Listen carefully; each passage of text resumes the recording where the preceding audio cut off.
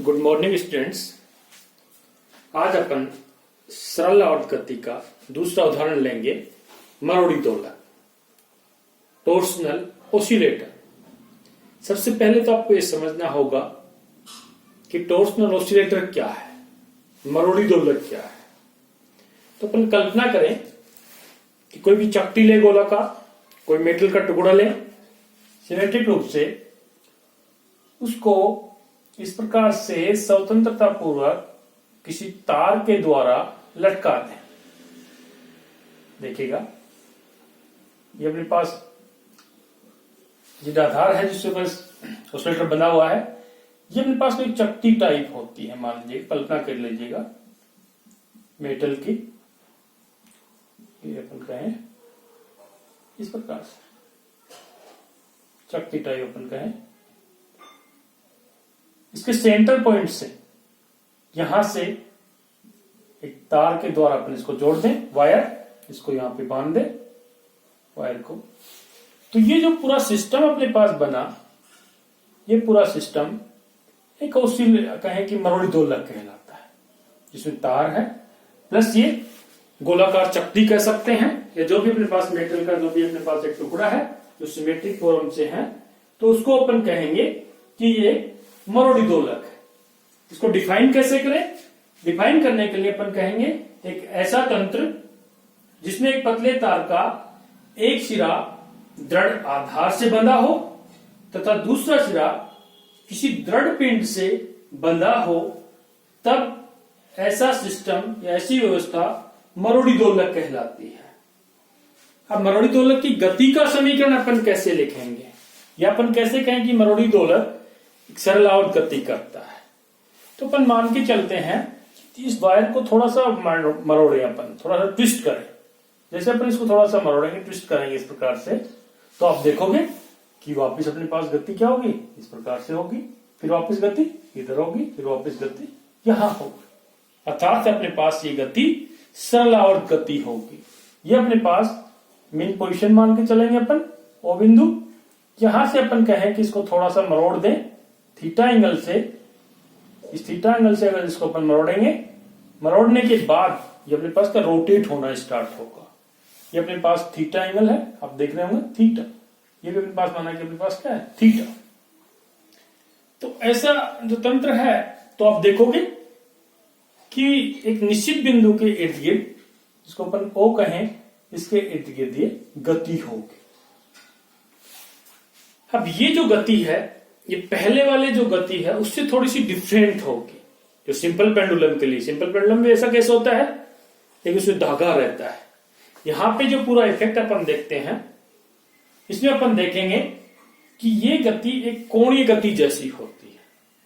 पहले जो अपन ने गति देखी, स्प्रिंग के साथ जुड़ा द्रव्यमान, वो अपने पास है कहें कि रैखिक गति, लीनियर मोशन। दूसरी जो मैं यहां पे लिख रहा हूं, वो अपने पास है कौन सी गति? अपने पास कोणीय गति, एंगुलर मोशन, कोणीय गति। कंडीशन वही है कि निश्चित बिंदु के इर्द गिर्द गति होती है, लेकिन यहां पे जो अपने पास दृढ़ पिंड है, इस पिंड के सेंटर पॉइंट से तार बंधा हुआ है। इसमें जो दृढ़ पिंड है, ये पूरा गति करता है। अब दृढ़ पिंड, जिसको मैं कह रहा हूं बार बार, दृढ़ पिंड मैंने कि नंबर ऑफ मास का डिस्ट्रीब्यूशन है। तो जितने इसमें मास है चकती में, अपन कहें सारे इससे इफेक्ट होंगे। पूरा सिस्टम अगर मान के चले, तो उसकी गति का इक्वेशन कैसे लिखें? सिंपल पेंडुलम के केसेस में, जिसको भी अपन कहें कि या स्प्रिंग से जुड़े द्रव्यमान में जिसमें कण m रहता है, उसका तो सिंपल अपन डिस्प्लेसमेंट लेते हैं x, और उसमें लगने वाला बल प्रत्यानयन बल होता है। तो यहां पर भी बल तो जो अपने पास होगा प्रत्यानयन बल होगा, लेकिन वो प्रत्यानयन बल किसके मान के बराबर होगा? अब रैखिक गति में अगर अपन फोर्स लेते हैं, तो कोणीय गति में फोर्स की अपन क्या लेते हैं? बल आघूर्ण। आपने नाम सुना होगा बल आघूर्ण, जिसको टो से व्यक्त करते हैं। ये तो आपको मालूम है कि रैखिक गति और कोणीय गति में कुछ संबंध होता है। अब ये जो बल आघूर्ण है, या प्रत्यानयन बल आघूर्ण मैं कहूं, क्योंकि प्रत्यानयन बल लगता है तो इस कारण से इसको प्रत्यानयन बल आघूर्ण कह सकता हूं। ये प्रत्यानयन बल आघूर्ण किसके समान होगा? प्रत्यानयन बल के समान, उसके विस्थापन के समान। माना कि इसका विस्थापन अपन थीटा माना, जो एंगल यहां पे दर्शाया। इसकी जो डायरेक्शन है बल आघूर्ण की अपोजिट लगेगी, गति के अपोजिट। जिस प्रकार से F is equal to minus K X होता है प्रत्यानयन बल रैखिक गति में, तो कोणीय गति में F की जगह टो ले लिया, x से अपने पास थीटा गया, तो k की जगह अपने पास क्या आएगा? नियतांक आएगा। वो नियतांक माना कि अपने पास क्या है? c, जिसको एठन दृढ़ता कहते हैं। या अपन कहें कि ये c जो अपने पास है टो अपॉन थीटा है, यानी कि एकांक एठन उत्पन्न करने के लिए जो बल आघूर्ण लगता है उसके मान के बराबर कांस्टेंट होगा। अब इंपॉर्टेंट यह है कि इसकी गति का समीकरण आप लिख रहे हैं, तो गति का समीकरण जब आप लिख रहे हो तो स्टोक की जगह अपने पास क्या आएगा? एफ की जगह तो अपन कहते हैं कि न्यूटन के नियम के अकॉर्डिंग क्या आता है? एम ए या M D square X upon D T square, जो आप सभी जानते हैं न्यूटन का द्वितीय नियम है। बल्कि जो स्टैंडर्ड डेफिनेशन आती है वो भी किससे आती है? न्यूटन के द्वितीय नियम से, कि बल क्या होता है। तो द्वितीय नियम से अपने पास ही आता है। बल आघूर्ण में भी सेम इसी प्रकार से होगा, लेकिन बल आघूर्ण में आपको मालूम है कि m की जगह यहां क्या लेंगे? ये द्रव्यमान है, तो m की जगह यहां पे मैं कहूं कि m की जगह क्या आएगा? I, और x की जगह अपने पास थीटा। I अपने पास क्या है? जड़त्व आघूर्ण। नाम सुना होगा इसका भी आपने, जड़त्व आघूर्ण। तो मैं ये लिखता हूं tau is equal to I D square theta upon D T square. ये तो संबंध होता है बल आघूर्ण में, वो सब बन लेते हैं, is equal to minus C theta.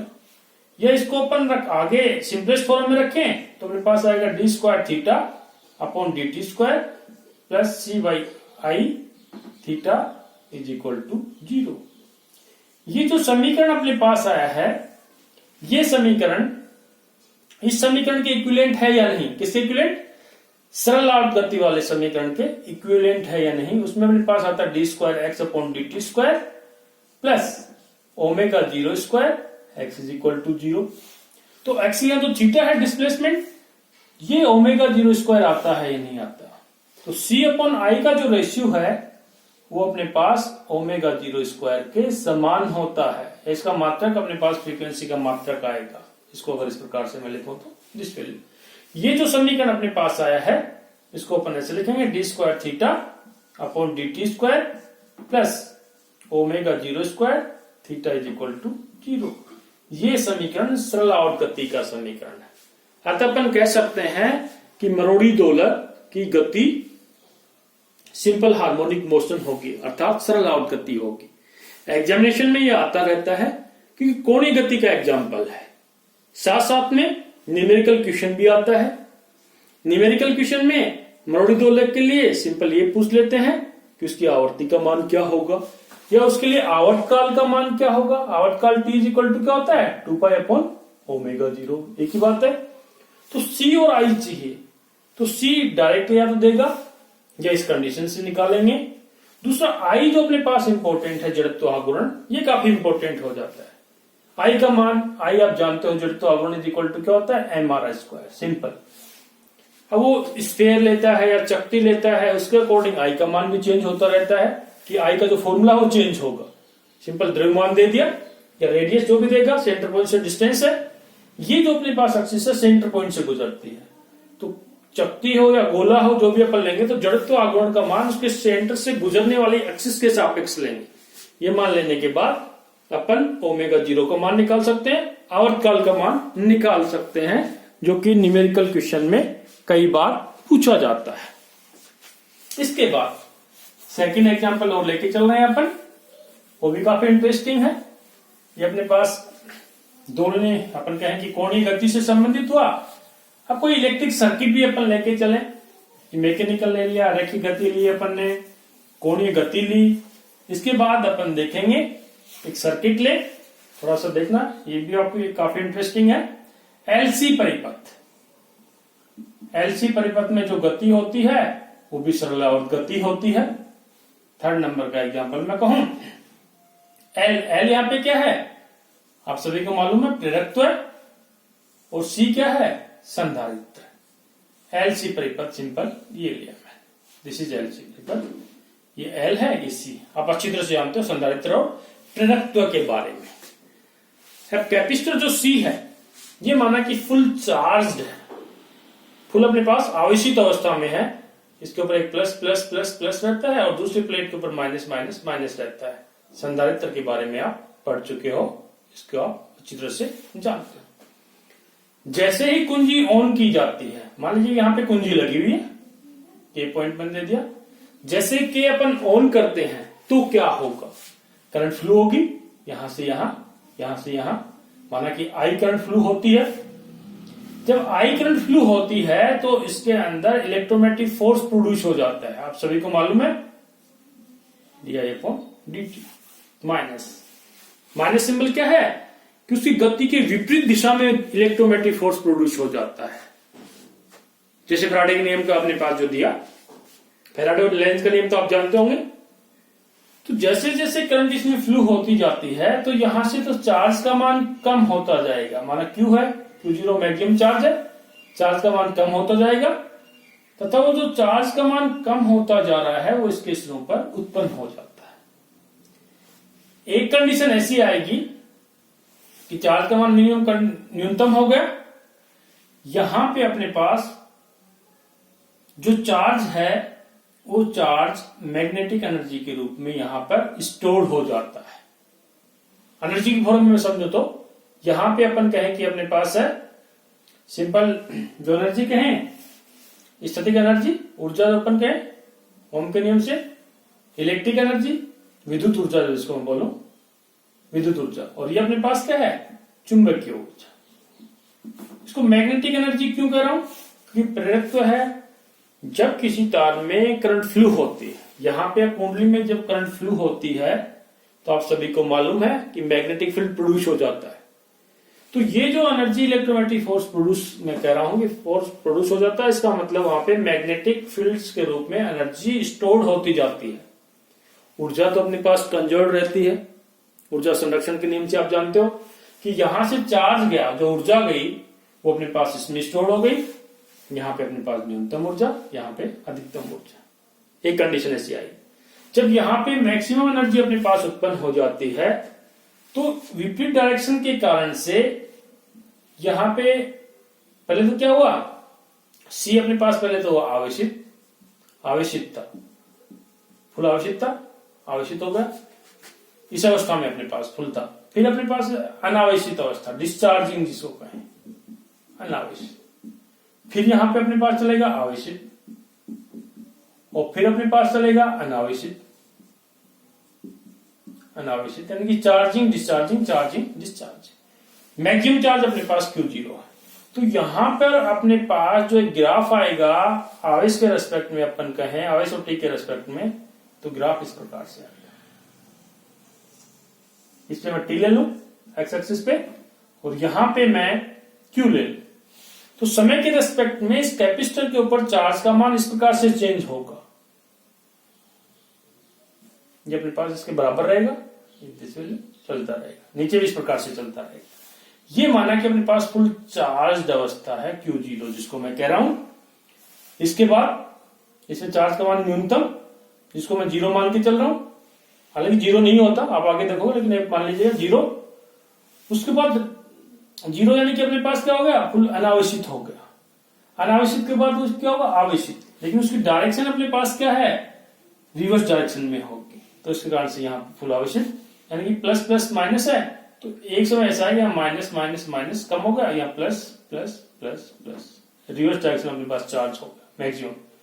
फिर अपने पास डिस्चार्ज हुआ, न्यूनतम आ गया, न्यूनतम आने का फिर चार्ज हुआ उसी अवस्था में, यहाँ plus plus plus plus minus minus minus, ये अपने पास चार्ज होगा।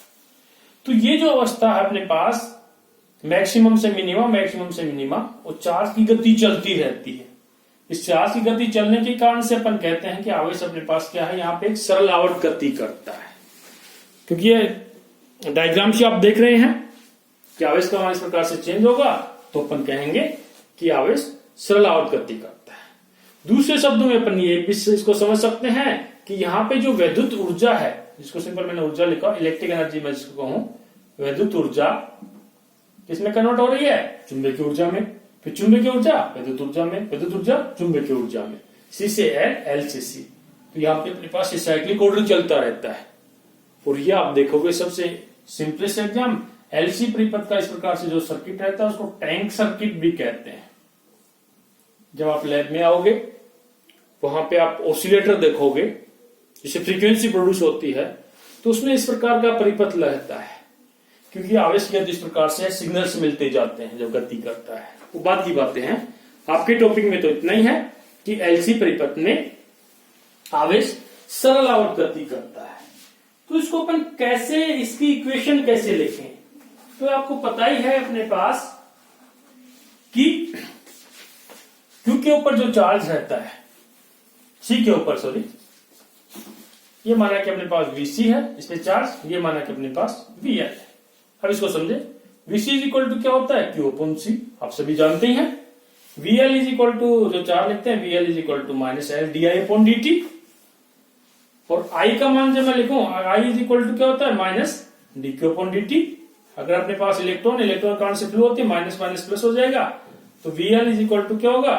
Plus L d square q upon D T square. जो केसेस अपन लेके चलते हैं, तो वोल्टा या अपन की किरचॉफ के द्वितीय नियम से या वोल्टा के नियम से, किरचॉफ का द्वितीय नियम, प्रथम नियम क्या होता है आप पढ़ करके आए हैं। किरचॉफ का द्वितीय नियम ये कहता है कि धारा की दिशा के अकॉर्डिंग किसी समय पर कुल वोल्टाओं का बीजगणितीय योग शून्य होता है। किरचॉफ नियम से अपन कह सकते हैं, किरचॉफ का द्वितीय नियम, वोल्टा नियम, कि VL plus VC is equal to 0। अब VL इज अपने पास क्या है, आप सभी को मालूम है, minus L d I upon D t. और VC इज इक्वल टू क्या है अपने पास? Q upon C is equal to 0। अब I इज इक्वल टू आपको मालूम है, I इज इक्वल टू क्या, तो आप सभी जानते ही हैं। या मैं इसको लिखूं L d square q upon D T square plus q upon C is equal to 0, क्योंकि I is equal to minus d q upon D t. Q electron के ऊपर चार्ज है, माइनस सिंबल अपने पास इलेक्ट्रॉन करंट से आया, minus minus plus हुआ, या इसको अपन लिख सकते हैं d square q upon D T square plus plus 1 upon L C q is equal to 0। या इसको मैं लिखूं कि d square q upon D T square plus omega 0 square q is equal to 0। ये जो अपने पास इक्वेशन है, ये सरल आवर्त गति के इक्वेशन के समान है। यहां पे जो इंपॉर्टेंट अपने पास जो फ्रीक्वेंसी आ रही है ओमेगा 0, वो अपने पास इंटरेस्टिंग है कि एल अपॉन सी का जो रेशियो आता है उसका मात्रक फ्रीक्वेंसी का आता है। तभी अपन ने omega 0 square is equal to लिखा L upon 1 upon L C. L यहां पे क्या है? प्रेरकत्व। सी अपने पास क्या है? संधारित्र।